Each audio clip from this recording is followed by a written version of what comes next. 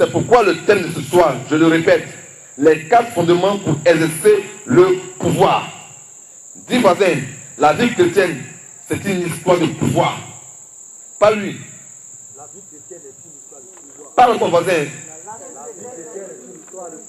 La vie chrétienne est une histoire de pouvoir. La vie chrétienne est une histoire de pouvoir. Quand tu ne comprends pas ça, ta vie chrétienne devient quoi problématique. Parce que tu vas te contenter de rien. Et tu vas dire c'est Dieu, mais ça ne fait rien. Non. Je le dis et je le répète.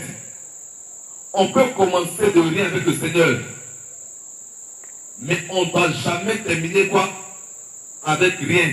Parce que le psaume 37 dit, tous ceux qui ont marché avec le Seigneur, David dit, tous ceux qui ont marché avec le Seigneur, il n'a pas vu leur enfant manquer de pain. Ça veut dire que tous ceux qui marchent avec Dieu, Dieu pouvoir à eux-mêmes les besoins et pouvoir aussi aux besoins de leurs enfants. À telle enseigne que les enfants ne sont pas sous la malédiction, mais sont sous la bénédiction. Parce que Dieu pouvoir. Somme 37. Vas-y. Tous ceux qui ont marché, il faut noter, tous ceux qui ont marché avec Dieu, il dit, je n'ai pas vu son enfant a manqué de bien, de pain, il n'y a pas.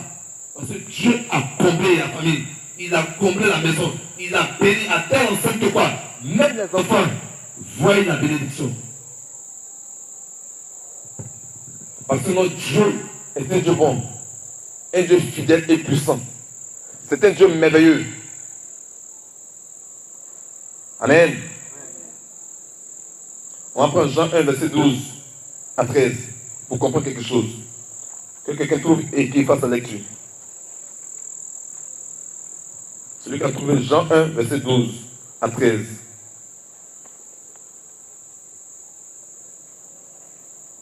Ou encore, je vais lire pour qu'on aille vite, c'est ça? Jean 1, verset 12 à 13. Voici le passage. Mais à tous ceux qui l'ont accueilli, il a donné pouvoir de devenir enfants de Dieu. À ceux qui croient en son nom. Et eux qui ne furent engendrés ni du sang, ni d'un vouloir de chair, ni d'un vouloir d'homme, mais de Dieu. Amen. La Bible dit à tous ceux qui ont cru, il a donné le pouvoir de devenir enfant de Dieu. Donc, être enfant de Dieu, c'est avoir quoi? Un pouvoir. Lorsque tu es un enfant d'une autorité, dans la nation dans laquelle tu es, ou lorsque tu voyages, tu as un pouvoir. Pourquoi? Parce que tu n'es pas enfant de n'importe qui. Donc tu ne peux pas exercer un pouvoir. Quand ceux qui te connaissent ton père, te voient, ils te respectent. Donc c'est qui? Parce que tu vois, tu manifestes naturellement un pouvoir, une autorité, simplement, par ton nom ou par ta personne. C'est pareil pour celui qui est quoi? Enfant de Dieu. Christ a donné un pouvoir. Christ a donné aux chrétiens, à ceux qui l'ont reçu, il a donné un pouvoir. C'est pourquoi la vie chrétienne, c'est une histoire de démonstration de pouvoir. Est-ce que c'est comme ça? Mon frère, il fallait que tu sortes de cette petite mentalité. J'écoutais la femme d'un modérateur, et je disais à elle, elle dit, c'est une grâce d'être chrétien. Ce n'est pas donné à tout le monde. Et il y a beaucoup de personnes qui sont chrétiennes, mais qui ne comprennent pas ça. Elles s'amusent avec ça. Et après, elles sont surprises que leur vie ne change pas. Que leur famille est instable. Qu'il y a des situations dans la famille qu'on n'arrive pas à résoudre. Pourquoi? Parce qu'elles ont pas jeté le pouvoir pour se contenter des lamentations, pour se contenter des misères. Et elles ont abandonné le pouvoir pour se tourner vers les petits dieux, pour se tourner vers quoi? Vers les miettes. Et après, c'est tant que quoi? Leur vie chrétienne n'avance pas. Et elles disent quoi? Où est Dieu? Je prie, je parler. Non, tu as jeté le pouvoir. Tu n'as pas pris avec toi le pouvoir. Tu t'amuses avec ça. Et naturellement, quoi? Tu ne vois rien. Puisque quoi? Tu n'as pas le pouvoir. Tu n'exerces pas l'autorité. Les situations, quoi? t'échappe, te supprime, t'influence, te domine, t'écrase. En somme, tu es dominé. Tu n'es pas quoi dominant. Tu es dominé par les situations. Dis-moi, ça va changer. Ça doit changer. Ça doit changer. 2018. Ça doit changer. Je ne dois plus être dominé. Mais je dois dominer. Je dois dominer par l'autorité du Christ sur ma vie. Je dois dominer les situations. Je dois les dominer. Amen.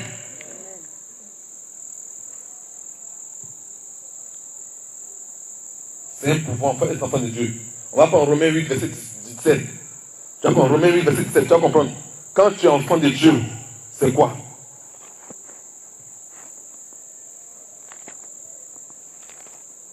C'est pourquoi je dis Dieu veut nous faire du bien ce soir.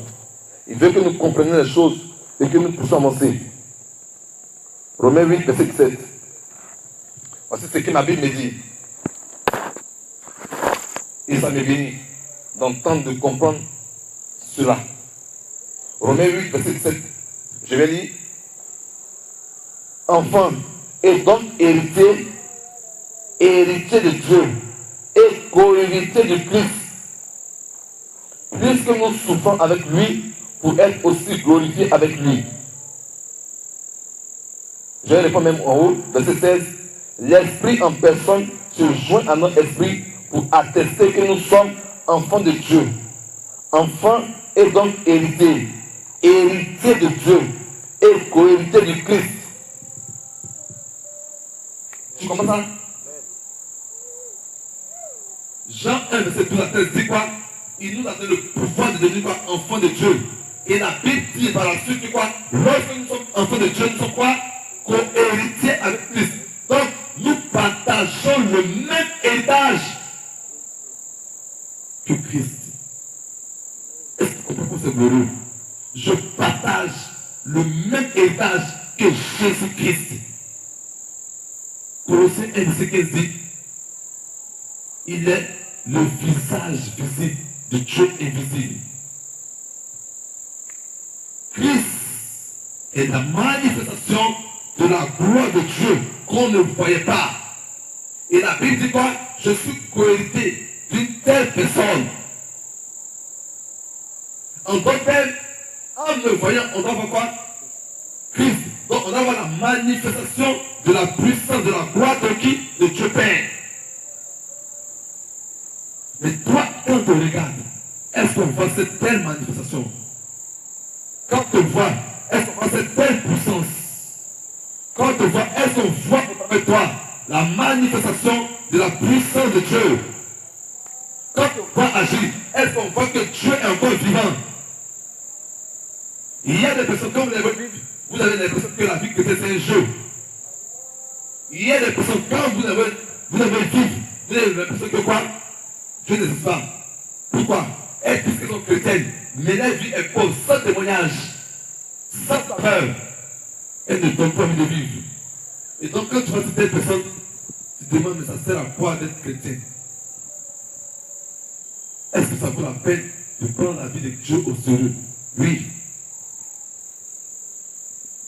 Parce que être chrétien, c'est vivre la vie de Dieu. Vous notez ça. Être chrétien, c'est vivre la vie de Dieu. Parce que chrétien veut dire quoi? Petit Christ. Petit Christ. Donc être chrétien, c'est quoi? Vivre la vie de Dieu. Mais est-ce qu'au quotidien, je vis la vie de Dieu? Ou je suis dominé par les situations? Est-ce qu'au quotidien, quand on me voit vivre, on sent que Dieu est là, il est capable, il est vivant? Ou on a l'impression que Dieu a disparu, il a fui, il en exil? Il y a des gens, quand vous avez la vie chrétienne, vous avez l'impression que Dieu en exil. Parce que où ils sont, vous avez l'impression que Dieu n'est pas. Pourquoi? Parce qu'elles ont vendu le pouvoir. Elles ne manifestent pas l'autorité. Leur vie est quoi? Elle est asséchée. Il n'y a pas de vie, il n'y a pas de puissance. Une telle personne, elle peut aller constamment à l'église, mais elle n'a jamais donné envie à quelqu'un d'aller à l'église. Pourquoi? Parce que la vie chrétienne est une vie de victoire. Donc quand on te regarde, on ne voit pas la victoire, tu ne donnes pas envie un jour partais à l'église. La vie chrétienne, ce n'est pas pavardage, c'est une histoire de victoire. Chaque jour, le chrétien doit remporter des victoires sur les réalités de sa vie. Alors, quand tu te rencontres aujourd'hui, tu n'as pas rencontré une victoire sur cette situation. Alors demain, travaille cette nuit pour que demain tu remportes la victoire sur la situation. La Bible dit, chaque jour, Dieu renouvelle ses grâces et ses bénédictions. Lamentation 3, verset 10. Chaque jour, Dieu renouvelle ses grâces et ses bénédictions. Est-ce que chaque jour, tu as l'impression que quoi? La grâce et la bénédiction de Dieu se renouvellent dans ta vie? Si ce n'est pas le cas, c'est que tu n'as pas encore le pouvoir. Et si tu ne manifestes pas le pouvoir, c'est que quoi? Tu es dominé. Et si tu es dominé, c'est que tu ne peux pas porter de fruits. Et si tu ne peux pas porter de fruits, tu ne seras pas séché. Et quand tu es séché, en toi, il n'y a pas de témoignage. Et quand il n'y a pas de témoignage en toi, tu es l'expression visible de la mort. Et quand tu es l'expression visible de la mort, tu ne donnes pas aux autres envie d'aller voir vers le Christ. Dis voisin. Dis voisin. Voisin. Je sais pourquoi les gens ne vont pas à l'église. Je sais pourquoi les gens ne prennent pas de sérieux. Pas lui dire, je sais pourquoi les gens ne prennent pas de sérieux. Parce qu'en me voyant vivre, ils ne voient pas la victoire. Ils ne voient pas la victoire. Mais à partir d'aujourd'hui, voisin, ça va changer. Ça va changer. Ça va changer. Parce que j'ai compris. Parce que j'ai compris. Parce que j'ai compris.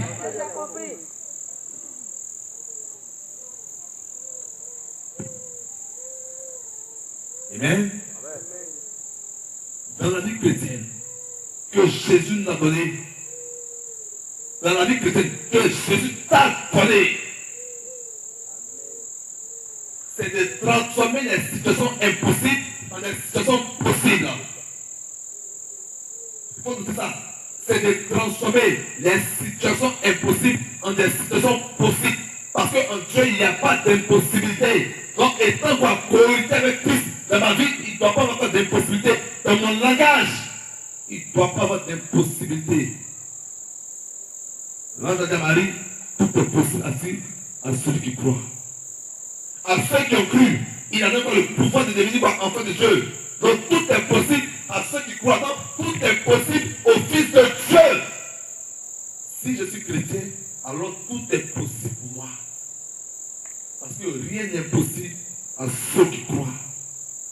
Ayant cru en l'évangile, le Christ de mon corps co-héritier. Alors rien ne m'est impossible.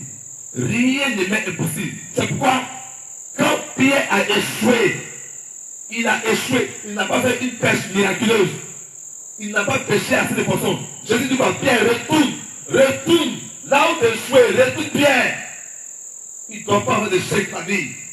Où tu as échoué, Pierre, retourne le lendemain. Et va triompher ton échec. Et la Bible dit quand Pierre est parti, ayant écouté la voix de celui avec qui il est cohéritier, quand il est parti vers son échec, vers le lieu, la situation qu'il avait échoué, la Bible dit quoi? Il avait une pêche miraculeuse. Là où il avait échoué, quand il a écouté l'enseignement de Jésus, il est retourné vers cette situation. Il n'a pas échoué, mais il a connu la victoire à telle enseigne. On dit que c'est une pêche miraculeuse. 2018, là où tu avais échoué en 2015, en 2016, en 2017, les années antérieures, cette année, je dis, tu ne dois pas échouer. Tu dois triompher. Tu ne dois pas échouer dans le domaine de ta vie, qu'il soit spirituel, affectif, financier, dans le travail. Là où tu as échoué dans ton foyer, Dieu dit, tu ne dois plus échouer. Tu dois répartir et tu dois remporter la victoire. Tu dois répartir et tu dois remporter la victoire. Car la vie chrétienne est une histoire de victoire. Tu dois sortir des mentalités de bassesse. Des mentalités d'échec. Tu dois sortir des mentalités d'impossibilité. Tu dois refuser que sa vie soit collé le mot impossible. Tu dois refuser que sa langue soit le mot impossible. Problème. Moi, je ne crois pas au problème. Parce que nulle part quand je lis ma Bible, de Genèse à Apocalypse, il n'y a mentionné le mot problème. Le mot problème n'existe pas dans le langage de Dieu. Le mot problème n'est pas dans le langage biblique. Le mot problème n'est pas dans le langage divin. Ce n'est qu'un mot quoi? Humain. Alors que c'est créé à l'image de qui? De Dieu. Problème dit toute situation qui n'a pas en elle-même quoi? De solution. C'est ça le problème. C'est pourquoi on dit tentative de solution au problème. Depuis on va à l'école, quand on fait exercice, on fait cours, on dit tentative de solution au problème. C'est-à-dire qu'une situation qui n'a pas en elle quoi? De solution. Alors que mon Père, mon Dieu, Jésus, est la solution. Comment je peux confesser le problème à longueur de journée alors que je dis Dieu est avec moi et je dis que je traverse un problème, je suis dans le problème. En d'autres termes, tu es en train de quoi? Te maudire toi-même. Tu es en train de confesser que tu traverses une situation que ton Dieu ne peut pas résoudre. Toi-même, tu es en train de creuser ta propre tombe. Tu voles le pouvoir par ton ignorance. C'est pourquoi j'aime cette parole de Jésus qui dit, il dit mon peuple périt faute de connaissance. Non, il a tellement raison quand je médite ce passage. Non, je comprends. Mon peuple périt faute de connaissance. La connaissance, c'est la révélation. La révélation, c'est la lumière. La connaissance, elle ouvre des portes. Et en Apocalypse, il dit quoi? Je suis celui qui ouvre une porte que personne ne peut pas fermer. Donc la connaissance, c'est Dieu. Mon peuple périt parce qu'ils ne connaissent pas Dieu. Tu ne connais pas Jésus. C'est pourquoi tu péris. Il dit, j'ouvre une porte que personne ne peut fermer. Est-ce que tu connais ce corps qui ouvre la porte que personne ne peut fermer? Est-ce que tu connais ce corps qu'on appelle Jésus qui ouvre la porte que personne ne peut fermer? Est-ce que tu connais ce corps qui a fait de toi co-héritier de son royaume? Est-ce que tu le connais? Tu négliges le Christ et tu péris. Par ton ignorance, tu péris. Parce que Dieu est capable. Parce que Jésus est capable. Mais toi, tu es capable de voir que Dieu est capable de transformer tes situations. Tes situations sont petites devant la grandeur de mon Jésus. Parce que mon Jésus est capable. Il est l'alpha et l'oméga. Il est l'alpha et l'oméga. Il est l'alpha et l'oméga. Il est le commencement et la fin. En lui, il n'y a point de commencement ni de fin. Il est illimité, il est non limite. C'est pourquoi Abraham a marché avec lui. Magron avait dit que le corps de ta femme est usé. Rien de bon ne peut sortir. Elle est surménopausée. Elle a 90 ans. Elle est surménopausée. Abraham dit, je crois en ce Dieu illimité qui est capable de transformer les situations de ma vie. Je crois en lui. Il a fait de moi son co-héritier. Tant qu'il n'a pas encore dit des mots, je crois. Je crois. Tant que Dieu n'a pas encore dit des mots, je crois. Tant qu'il n'a pas encore dit des mots, je crois. Tant qu'il n'a pas encore dit des mots, je crois. Je m'accroche à sa parole et je crois. Il a fait de mon co-héritier avec lui. Je crois. Oh mighty God. Tu veux dominer? Tu veux dominer? Qui veut dominer? Qui veut exercer le pouvoir? Vous allez lever vos mains. Ça me bénit. Mais est-ce que vous êtes prêts à payer le prix? Est-ce que tu es prêt à aller en profondeur? Est-ce que tu veux continuer? Est-ce que tu veux continuer? Quelqu'un veut continuer? Quelqu'un veut continuer? Quelqu'un veut continuer? Prends ta Bible. Genèse 2, verset 15. Tu vas comprendre le phénomène. Tu vas comprendre quelque chose d'essentiel. Moi, je ne comprends rien quand ce que Dieu me dit, sa parole. C'est pourquoi j'ai rejeté, j'ai refusé. Quand j'ai rencontré Christ, j'ai rejeté l'éducation que mes parents m'ont donnée. Je me suis accroché à l'éducation que Dieu m'a donnée. Donc je me suis laissé rééduquer par le Saint-Esprit. J'ai fait fi de l'éducation de mes parents. Parce que l'éducation de mes parents m'a conduit un moment. Mais où je voulais aller, ça ne peut plus me conduire. Il fallait l'éducation de Dieu. Je l'ai laissé m'éduquer, me broyer, me montrer mes limites, mes faiblesses, me montrer les carences de l'éducation humaine. Quand vous êtes éduqué par le Saint-Esprit, vous êtes un bête comme David. Le gars, il est dans la brousse avec les moutons. Mais il dit, chaque jour, Dieu renouvelle sur moi ses grâces et ses bénédictions. Il y a au milieu des moutons. Mais Dieu lui fait comprendre que quoi? Ce n'est pas le lieu de sa finalité. Ce n'est qu'un chemin de transition. Ce n'est pas la limite. Ce n'est qu'un chemin de transition. Ce n'est pas là il va s'arrêter. Ce n'est qu'un chemin de transition. Donc il est convaincu que quoi? Dieu va le conduire encore à la hauteur. Il dit chaque jour, Dieu renouvelle sa vie, ses grâces et ses bénédictions.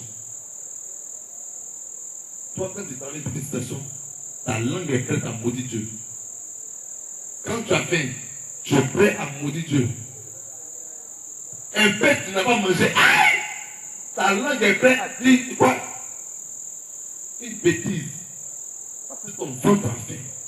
Quand tu es malade un peu, tu es prêt à maudire Dieu. Il y a des gens, leur bouche est prête à dire des mauvaises choses facilement. Parce qu'elle traverse une situation difficile. Donc, leur langue, elle est prête à dire n'importe quoi. Le mec, il a fait 40 jours, il a jeûné. Au dernier jour, il finit de jeûner, il a faim. On dit qu'il faut transformer pain en quoi? Et caillou en pain à manger. Est-ce que c'est le pouvoir? Le pouvoir. Mais là encore, il a faim. Mais il s'attaque à quoi? Son corps. Il cherche à faire quoi? La volonté de Dieu.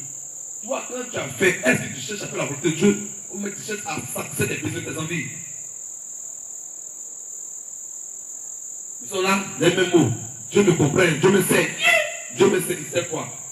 Il sait que tu n'es pas fidèle, que devant des situations difficiles, tu n'es pas prêt à le choisir. Il sait que quoi? Tu n'es plus personne fidèle. Mais alors qu'il t'a créé fidèle à son image, il faut que ça change. Il faut que ça change. 2018, année de changement. Année de changement. Année de changement. Année de changement. Genèse 2, verset 15, on va prendre ça. Quelqu'un a trouvé?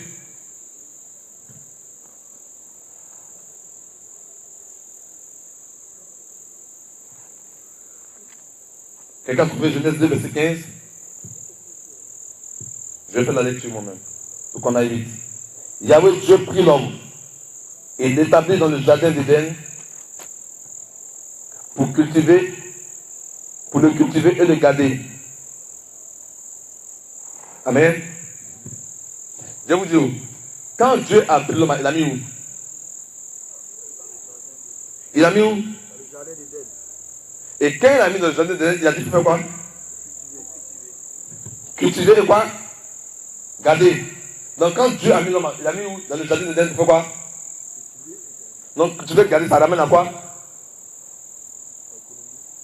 Non, pas économie. Ça ramène encore à la notion du travail. Repos. Cultiver et garder, ça ramène à la notion du travail. Est-ce que Dieu a mis Adam dans un endroit bizarre pour travailler? Il a mis dans un endroit bizarre. Il a mis où? Dans le quoi? Donc dans un cadre beau. C'est ça non? Dans un cadre agréable. C'est ça? Dans un cadre merveilleux. Il dit, va dans ce cadre-là pour travailler. Le travail, ce n'est pas une invention humaine. Ce n'est pas une invention divine. Il faut noter ça. Le travail n'est pas une invention humaine. C'est une invention divine.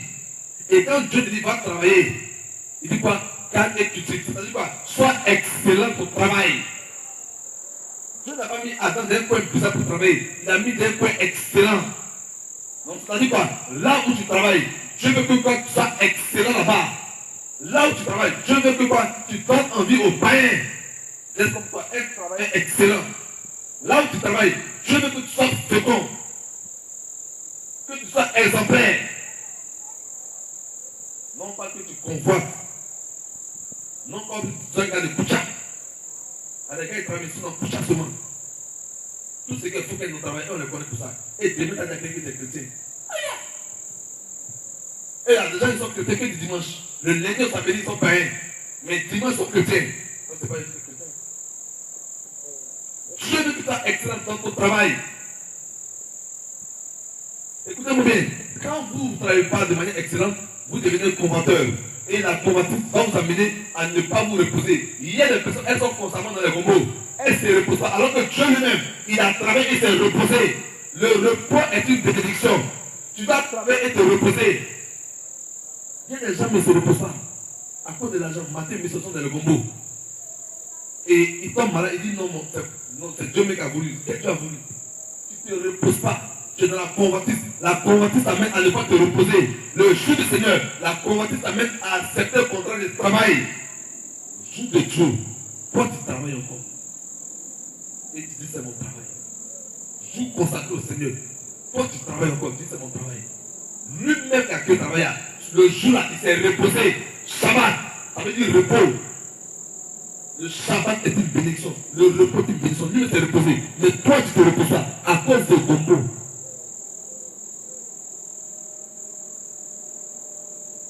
Israël est l'une des puissances, l'une des grandes puissances du monde. Sur 7 jours, il travaille 3 ou 4 fois. Le reste, c'est le jour du Seigneur. Toi, tu travailles 7 jours sur 7. Regarde. En plus de ça, même tu es embêté. Tu travailles matin, mais soir, mais tu es embêté. Pourquoi? Parce que Dieu n'est pas dedans. Celui, écoutez-moi bien, lisez la parole. Si ce n'est pas le Seigneur qui bâtit, les bâtisseurs travaillent quoi? Aïe! Donc si ce n'est pas Dieu qui est dans ton travail, alors tu travailles en vain. Tu vas travailler, mais tu ne vas pas pouvoir récolter. Fais attention. C'est pourquoi je dis, écoutons Dieu nous parler. Laissons nos raisonnements. Non. Et écoutons la parole de Dieu. On veut manifester l'autorité, le pouvoir, oui. Mais si on n'écoute pas, Shema Israël, fais silence et écoute. Si tu n'écoutes pas, tu vas passer à côté. Est-ce que tu as la révélation de ce que Dieu veut que tu fasses ton travail, comme entreprise, comme boulot en 2018? Est-ce que tu as la révélation de comment Dieu veut que cette année, tu gères ton business, tu travailles? Qu'est-ce que tu fais? Est-ce que tu as la révélation? Non. Tu travailles comme ça, sans orientation divine. Et après t'éclairer que l'année est finie, tu n'as pas eu de bénéfices, de gain de cause. Tu n'as pas eu la promotion, tu n'as pas eu de l'élévation. Pourquoi? Parce qu'on ne travaille pas comme ça. Est-ce que Dieu est au cœur de ton travail? Si ce n'est pas le cas, tu vas travailler longtemps, mais tu ne vas rien voir. Tu vas faire pitié. Il y a des travailleurs, comme les voyous, ils font pitié. Pas qu'ils soient bien payés, hein, mais eux-mêmes, Dieu n'est pas au cœur. Ils n'honorent pas Dieu avec leurs revenus. Mais il veut que Dieu les honore dans leurs revenus. Ça là, c'est pas Dieu. Toi, tu ne peux pas honorer Dieu avec tes revenus, mais tu veux que Dieu t'honore dans tes revenus. Tu as vu ça où? Ce casse-tête chinois là, tu as vu ça où? Dis, ce n'est pas dans l'affaire de Dieu. Touche-le, dis, ce n'est pas dans l'affaire de Dieu. Dis, ce n'est pas dans l'affaire de Dieu. Dis, voisin. Pose la question, dis, voisine. Faut lui demander. Est-ce que tu manifestes ce pouvoir? Touche-le, dis, voisin. Est-ce que tu manifestes ce pouvoir? Est-ce que tu manifestes ce pouvoir? Dis, voisin, il y a problème. Il y a problème. Parce que les chrétiens se sont assis.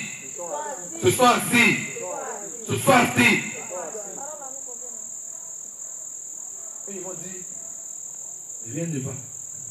Pourquoi? Parce que tu t'es assis. Tu n'es pas en mouvement. Quand tu es assis, tu n'es pas en mouvement. Rien ne peut aller. Parce qu'une fois que tu es arrêté et qu'il n'y a pas de mouvement, qu'est-ce qui peut aller? Rien. Mais quand tu es levé, tu es debout, tout va bouger. Parce que tu es en mouvement. Le fait que tu sois en mouvement va influencer la situation. Alors les situations vont changer. Mais si tu es assis, tu ne pourras rien voir. Et tu vas te lamenter. Tu vas pleurer. Tu vas dire, Il y a des gens qui de pleurer et c'est lamentation. Ils se lamentent seulement. Alors que la prière d'un chrétien normal, c'est ce que Jésus nous a montré en Jean 11. Père, je te rends grâce. L'action de grâce est la prière du chrétien. Ce n'est pas demander action de grâce.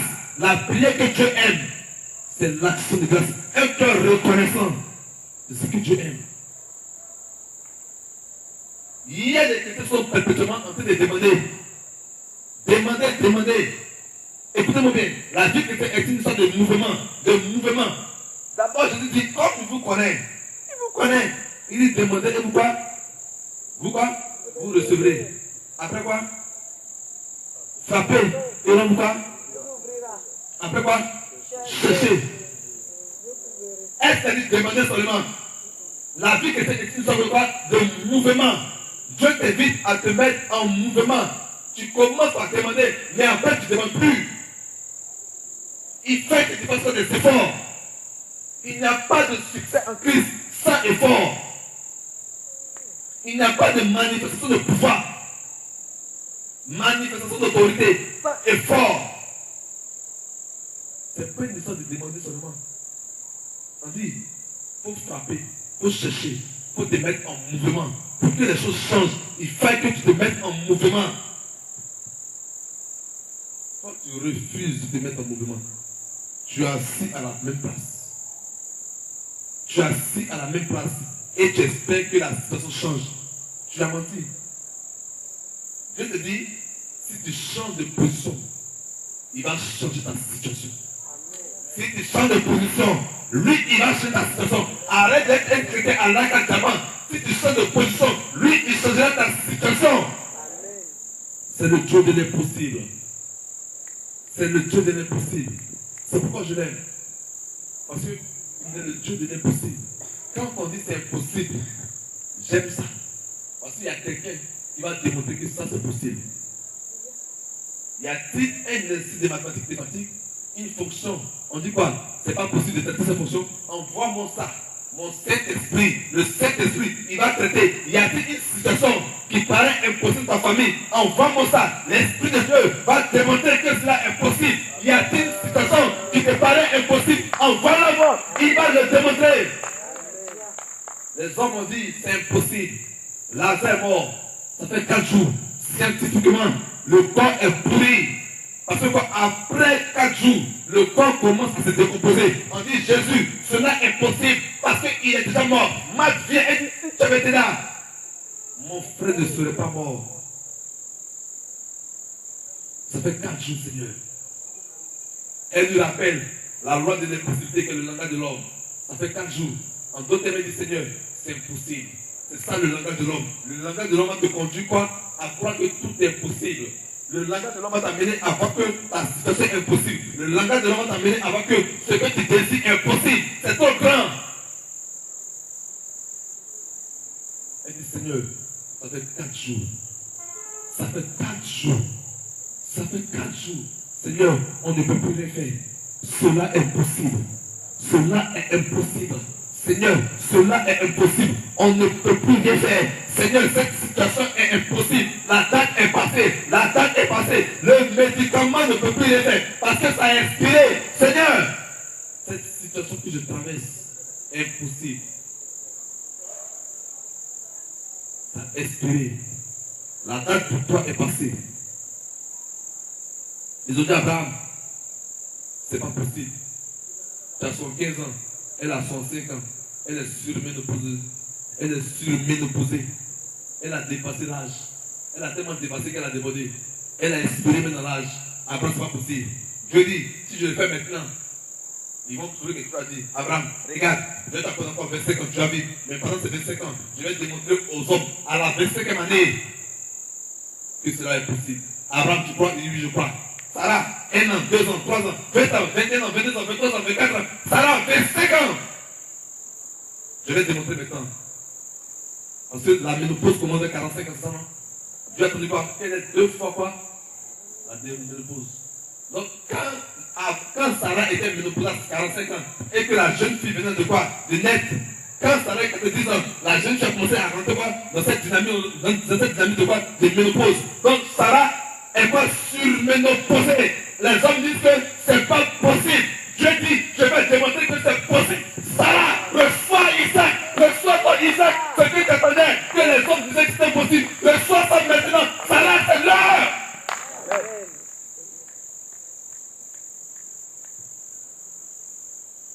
Sarah, c'est l'heure.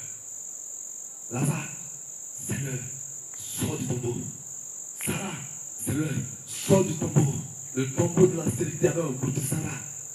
Oh mighty God. Le tombeau de la stérilité avait un groupe de Sarah. Elle était dans le tombeau. Elle était dans le tombeau. Les hommes ont fermé la pierre. Il dit, Abraham, va ouvrir la pierre. Moi, je vais sortir l'enfant. Abraham, va ouvrir la pierre. Je vais faire sortir l'enfant. Les hommes, enlevez la pierre. Je vais faire sortir Lazare. Lazare, sort. Et il avait dit, le mort sortit.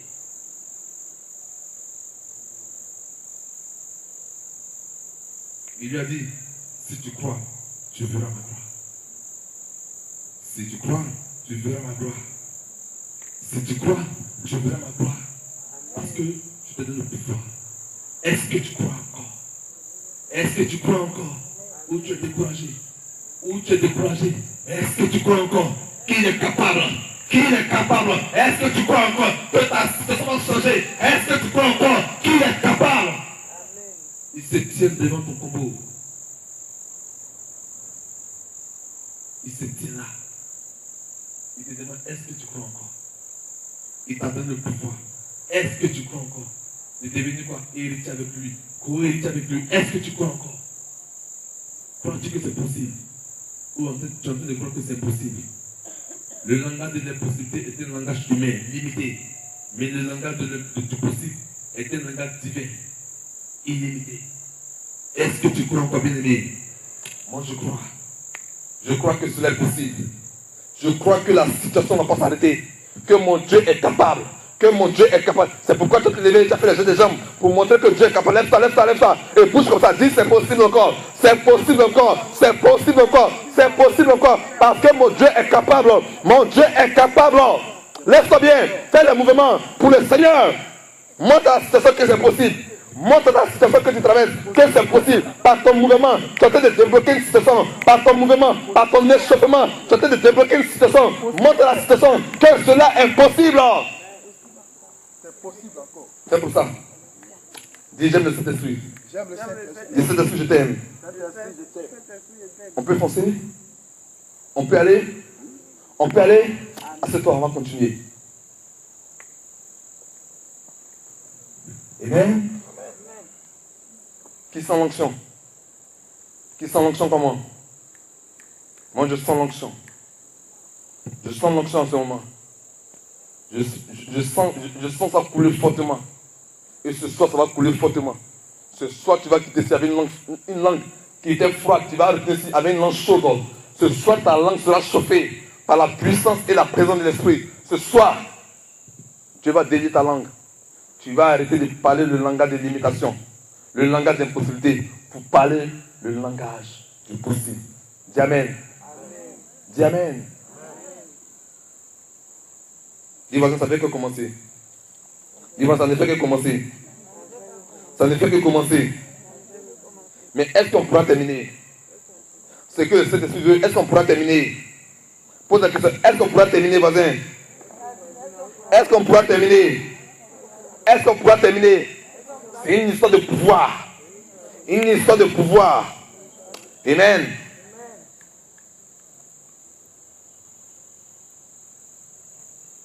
Satan dit, tout m'a été donné.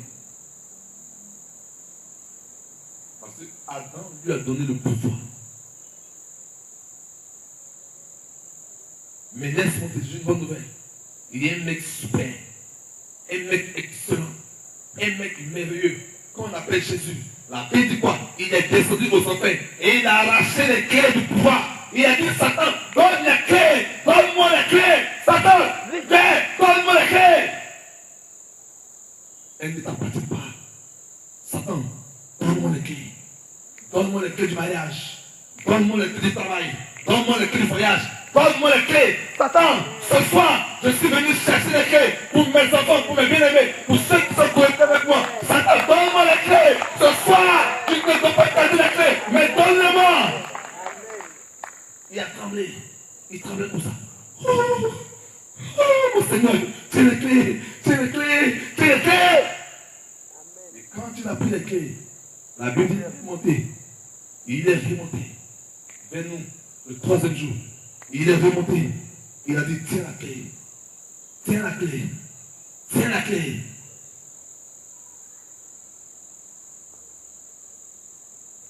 C'est pourquoi quand Apocalypse dit, malheur à vous d'être, car Satan est descendu vers vous avec fureur. Luc 10, verset 18 dit, je voyais Satan tomber comme un éclair. Il dit, je voyais Satan tomber comme un éclair. Et Pierre dit, les démons nous étaient soumis. Parce que nous avons le pouvoir. Les démons nous étaient soumis.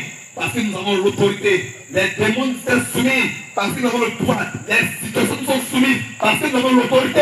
Nous avons le pouvoir. Et nous manifestons le pouvoir de l'autorité. Parce que Christ nous a donné les clés. Il dit, prends les clés. Crois que les clés sont dans tes mains. Prends les clés. Prends les clés. Garde les clés. Ne vends pas les clés. Ne cache pas les clés. Ne distrais pas. Ne distribue pas inutilement les clés. Garde-les. Moi, j'ai pris les clés.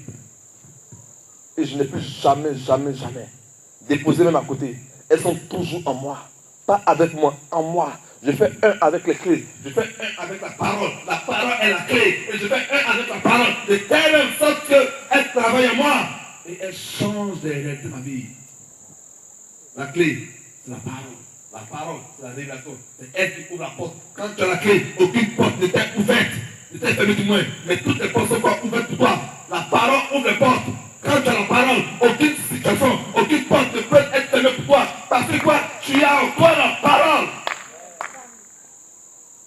As-tu la parole? Avez-vous la parole? Avez-vous les clés? Avez-vous les clés? As-tu la parole? As-tu la clé? Mon peuple périt, faut des connaissances. Mon peuple veut entrer dans une porte, alors qu'ils n'ont pas la clé. La clé, c'est Jésus. C'est Jésus qui ouvre les portes. La clé, c'est Jésus. Quand tu as Jésus, aucune porte n'est fermée pour toi. Quand tu as Jésus, aucune solution ne peut être cachée pour toi. Quand tu as Jésus, aucune situation ne peut être impossible pour toi. Quand tu as Jésus, aucune porte ne peut te résister. Parce qu'il dit, j'ouvre la porte. J'ouvre une porte que personne ne peut fermer. La porte de ton mariage est fermée, Jésus l'ouvre. La porte à quelqu'un est fermée, Jésus l'ouvre. La porte de ta promotion est fermée, Jésus l'ouvre. La porte de ton élévation est fermée, Jésus l'ouvre. La porte de ta est fermée, Jésus l'ouvre. Toutes les portes fermées, Jésus l'ouvre. Il est la clé. Il est la clé. Il est la clé. Il est la clé. Il n'a pas la clé. Il est lui-même la clé. C'est pourquoi il dit crois. Crois. Quand tu crois, tu reçois le pouvoir. Devenir enfant de Dieu. Et quand tu es enfant de Dieu, tu es connecté avec lui. La clé est en toi. Tu fais un avec la clé. Tu dis co-hérité. Vous dites quoi? Un. Étant un, alors la clé est en toi. Et tu es dans la clé. Alors quand tu passes, tu deviens quoi? Le signe visible du Dieu invisible. Parce que la clé est en toi et tu es dans la clé. Alors tu fais un avec la clé. Donc quand tu passes, on t'assimile à la clé. C'est pourquoi quand tu deviens un homme de Dieu puissant, les hommes qui te regardent, ils ont l'impression de voir Dieu. Parce que tu fais un avec Dieu. Et quand tu ne comprends pas ça, tu vas penser que tu es ton fondant. Tu es arrivé dans une autre dimension. Dieu m'a permis de comprendre ça. C'est pourquoi je prends beaucoup de recul pour prier. Parce que quand souvent vous êtes un homme de Dieu, les gens veulent être toujours avec vous. Ils veulent vous supporter tous les jours. Parce qu'ils ont l'impression qu'ils sont avec vous, ils sentent que Dieu est là. Mais toi, l'homme de Dieu, tu dois comprendre que tu dois te retirer. Parce que si tu fais ça, tu vas tuer cette personne. Elle sera constamment avec toi, elle n'aura plus encore la vie des prières. Elle va constamment aimer être avec toi et ça va soutenir la prière. Dieu m'a permis de comprendre. C'est pourquoi je me cache, je me retire. Pour prier et pour laisser à ceux qui veulent suivre Dieu, ils m'ont vu et qui veulent suivre Dieu comme moi, de prier.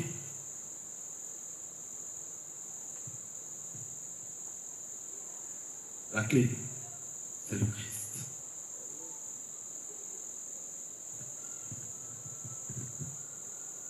Qui veut les 4 pouvoirs? Qui veut connaître les pouvoirs? Qui veut connaître les moyens de dominer? Je dois dominer, dis je dois dominer. Je dois dominer. Je dois dominer. Je dois avoir au moins les 4 fondements. Pour dominer. Pour dominer. Qui veut ça? Vous savez, quand on lit la Bible, la première chose qui apparaît fortement que Jésus a appris à ses disciples,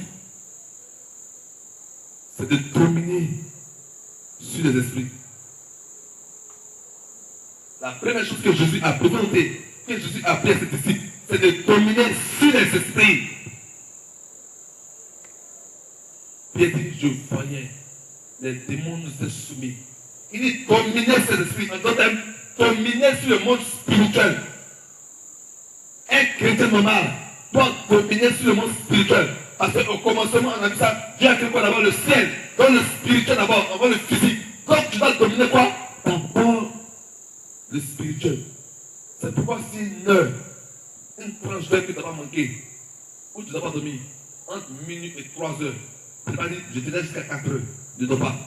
Cherche une heure, entre minuit à 4 heures, cherche une heure et positionne-toi et influence ta journée.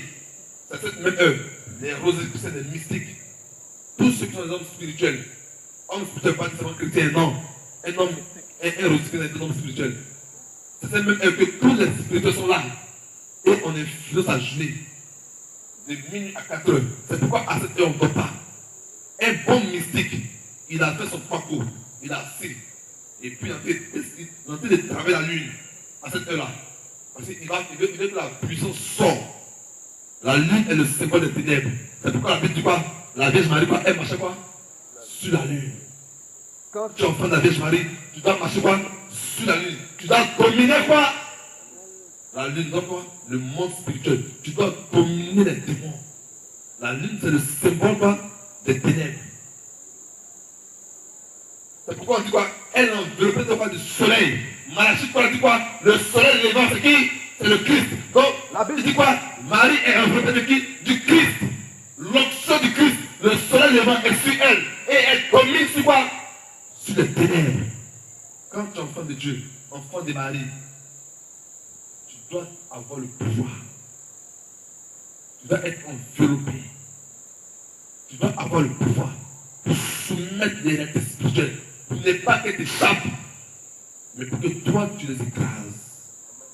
Amen, amen, amen, amen, amen, amen. Pour ne pas qu'elles t'échappent, mais pour que toi tu les écrases. Le premier pouvoir les a appris à dominer sur l'esprit.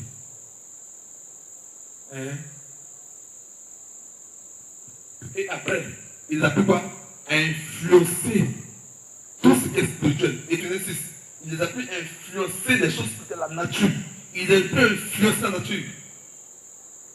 Un jour, on vient dire à Jésus, va payer un pot. Jésus dit, moi, je vais payer un pot.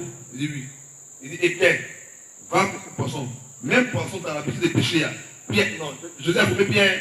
Quand vous lisez l'évangile, vous voyez comment Jésus a formé Pierre.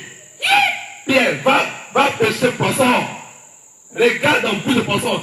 Il y a mon argent là-bas. Viens pour toi et pour moi. Il domine la nature. Il influence la nature.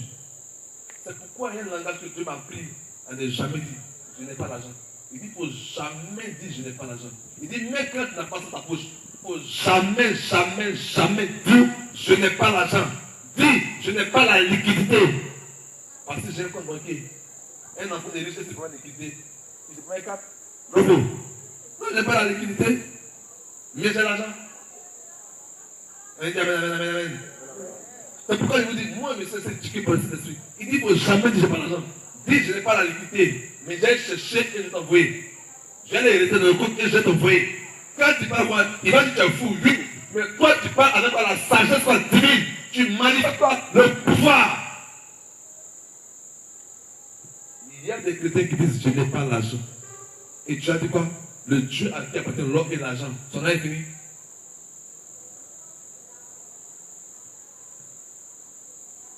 À Jésus verset 2. L'or et l'argent appartiennent à qui? À Dieu. Jésus est venu nous démontrer sa terre. Nous révéler que Dieu est notre Père. La mission de Jésus c'est de nous révéler que quoi? Dieu est notre Père. Et quand il est allé, l'Esprit de Dieu devait venir quoi? Vivre cette vie chrétienne-là en nous, cette vie du Christ en nous. Il avait été révélé que Dieu est ton Père. Parce que dans l'Ancien Testament, les Israélites avaient quoi? Une autre image de Dieu. Jésus vient sur la terre, le Messie vient pour révéler à toute la création que Dieu est notre Père. À Genèse 2, verset 2, il dit quoi? L'or et l'argent appartiennent à Dieu. Dieu est ton Père. Donc l'or et l'argent lui appartiennent. Comment toi tu peux dire que tu n'as pas l'argent? Donc ton papa n'a pas l'argent. Celui à qui appartient l'or et l'argent sont infinis. Regardez comment les chrétiens pêchent. Par quoi? Ignorance. Et il dit, hein? Non, on dit ça, non, on dit ça. On ne dit pas, j'ai pas l'argent. Il peut dire, je t'accorde, tu peux dire, j'ai pas l'électricité. Mais l'argent, pourquoi j'ai pas l'argent? Parce que l'or et l'argent appartiennent à ton Père, qui a fait de toi cohériter avec son Fils. Donc ce qui est au Fils est à toi. Est-ce que tu as vu Jésus a dit que j'ai pas l'argent? Jamais. Quand le besoin s'est présenté, il a fait quoi? Il a ordonné. Il a soumis la nature. Il dit, il t'a donné le pouvoir. Toi aussi, soumets la nature. Soumets la nature. Soumets la nature.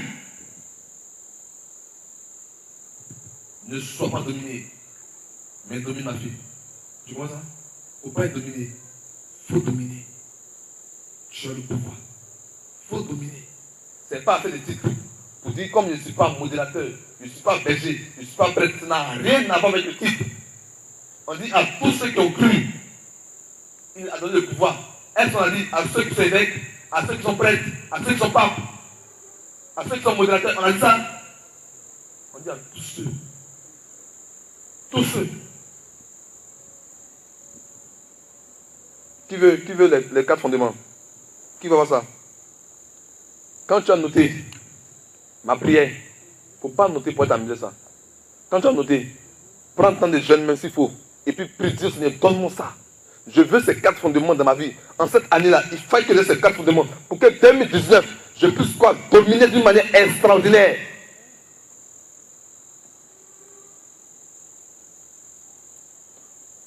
On va prendre les 4 fondements. Les 4 moyens donnés par Dieu pour dominer. Ésaïe 11. Prends Ésaïe 11. Le premier fondement que Dieu a donné aux hommes pour exercer le pouvoir. Le premier fondement, c'est l'intelligence. L'intelligence est différente de l'instruction. L'intelligence est différente de l'instruction. Amen. L'intelligence est différente de je suis cultivé. L'intelligence est un don de l'esprit. Amen. Donc le premier fondement, c'est quoi? L'intelligence.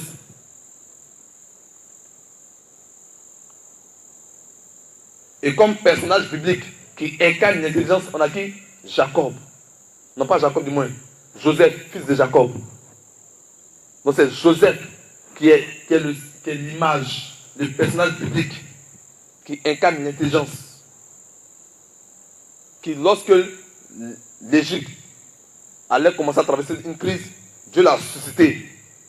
Il a illuminé son intelligence. Vous savez, quand votre intelligence est illuminée, elle vous donne de glorifier Dieu avec votre intelligence. Mais quand votre intelligence est remplie, est enténébrée, vous devenez vaniteux, orgueilleux. Donc le premier moyen, c'est l'intelligence. Le personnage biblique, c'est Joseph. Donc par ton intelligence, tu dois démontrer quoi? Que le royaume existe. Par ton intelligence, tu dois étendre le royaume des cieux. Ce n'est pas pour t'enrichir, mais c'est pour démontrer que le royaume existe et pour étendre le royaume des cieux. Il faut noter ça. L'intelligence que Dieu t'a donnée, ce n'est pas pour t'enrichir, c'est pour démontrer que le royaume des cieux existe et c'est pour étendre le royaume des cieux. Le deuxième moyen, c'est la sagesse.